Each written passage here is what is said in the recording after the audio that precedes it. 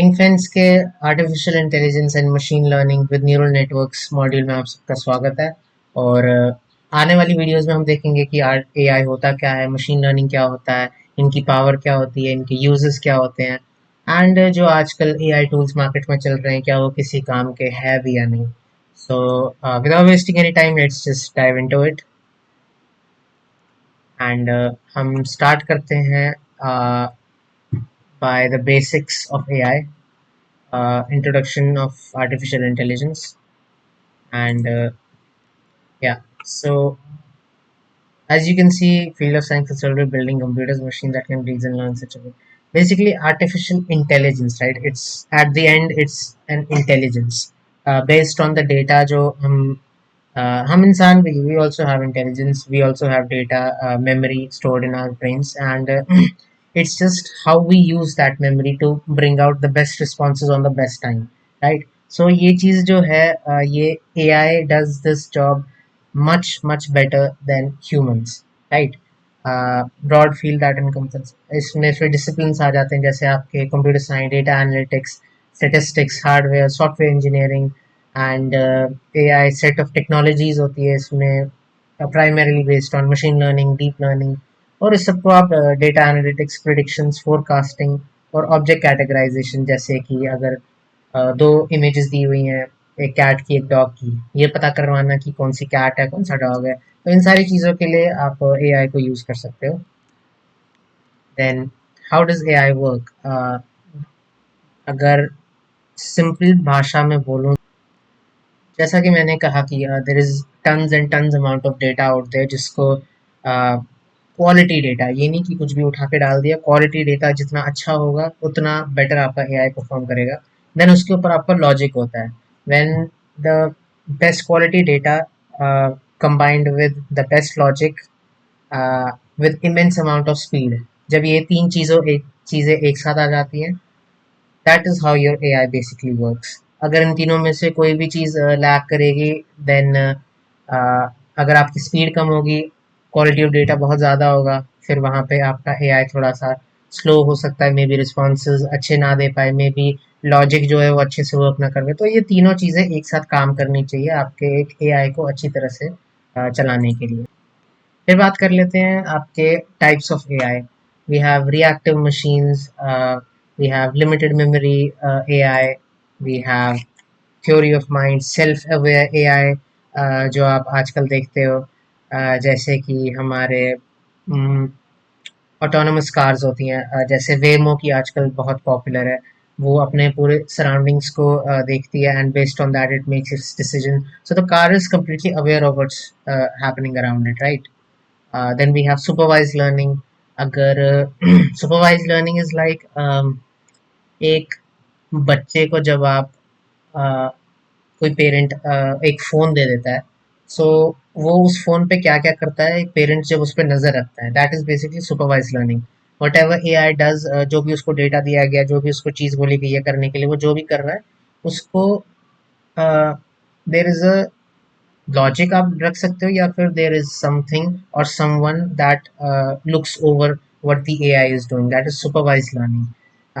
Then ये usually label data पे train होता है, मतलब कि एआई को इस तरह से नहीं कहा जाता है वेगली कि जाओ and do this stuff. There are label data, there is limited window जिसमें आपका एआई खेलता है सुपरवाइज लर्निंग में स्पेसिफिकली। इसी तरह से वो पैटर्न्स रिकॉग्नाइज करता है, एंड बेस्ड ऑन एल्गोरिदम्स वो अपना टास्क फॉर्म करता है, राइट? फिर आता है हमारा अनसुपरवाइज लर्निंग। ये बेसिकली एक बच्चा जिस पे कोई सुपरविजन ना हो, वो फिर कुछ भी कर सकता है, कहीं भी जा सकता है, मतलब कुछ भी लेबल्ड नहीं होता। There is no data that is labeled, कोई भी कॉलम्स या फिर स्कीमा अगर कोई दिया गया है एआई को, वो लेबल्ड नहीं रहता है। AI just goes through them and see what's what, makes a classification, कौन सा अच्छा है कौन सा बुरा है, what I need to consider and what not, and makes the decisions and learns from it. That is unsupervised learning. Uh, then we have the reinforcement learning.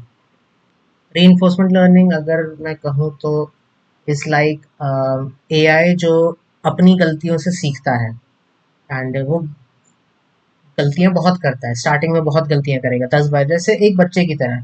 एक बच्चा स्टार्ट में जब चलने लगता है वो गिरता है, बहुत बार गिरता है, उसको माँ उठाती है, पकड़ पकड़ के चलाती है उसको, बाकी लोग भी बोलते हैं कि खड़े हो।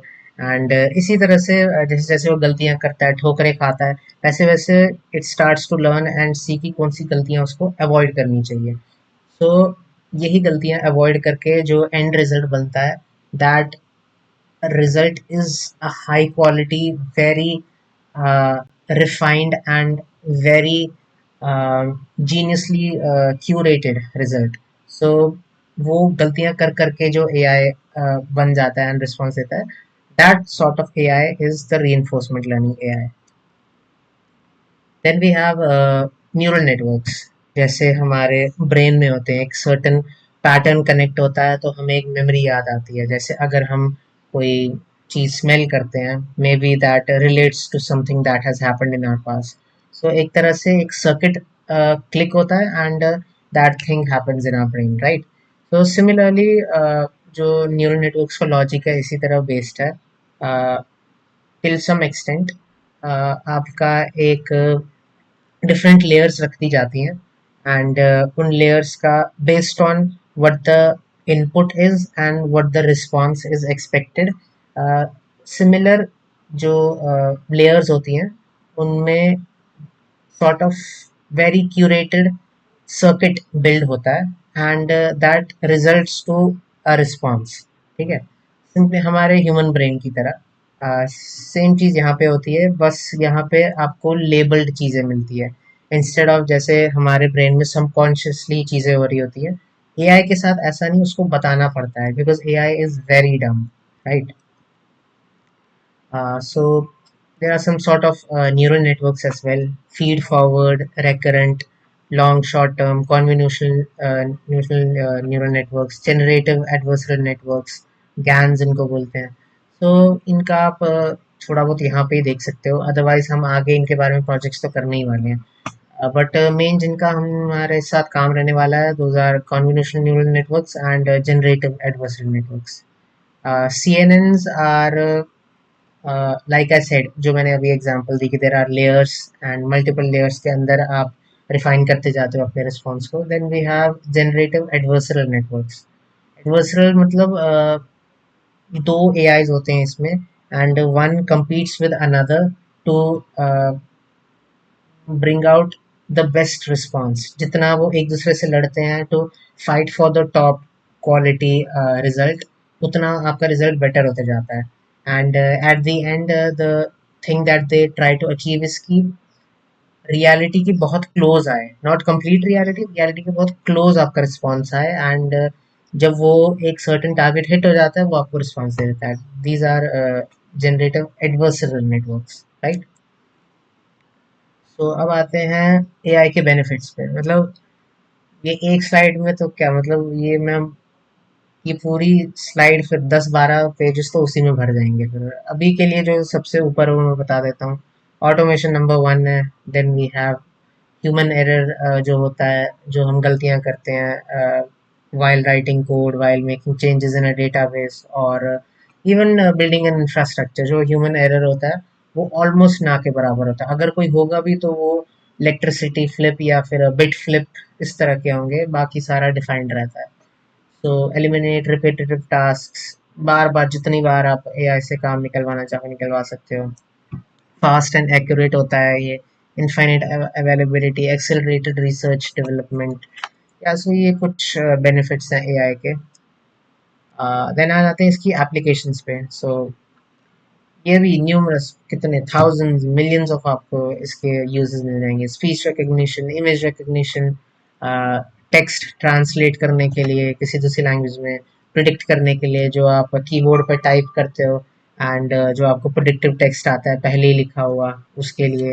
डेटा एनालिटिक्स, साइबर सिक्योरिटी जो हम अभी करेंगे। मतलब ये तो कुछ ही यहाँ पे लिस्टेड है, और भी बहुत सारी हैं। जैसे आपके वेब डेवलपमेंट के लिए, एंड्रॉयड डेवलपमेंट के लिए, system architecture, dockerization, deployment, CI/CD pipelining, और भी बथेरी चीज़ें पड़ी हुई हैं जिसको आप निकाल सकते हो काम अपना एआई को यूज़ करके। तो this was just to give you a general idea about AI, and I hope कि आपको थोड़ा बहुत आइडिया लग गया होगा कि what we will be dealing with in the coming videos. And या अगर कोई आपको क्वेरी है या क्वेश्चन है, तो आप you can just ping me down on @pingfence या pingfence@gmail.com, and yeah, I'll see you guys in the next one.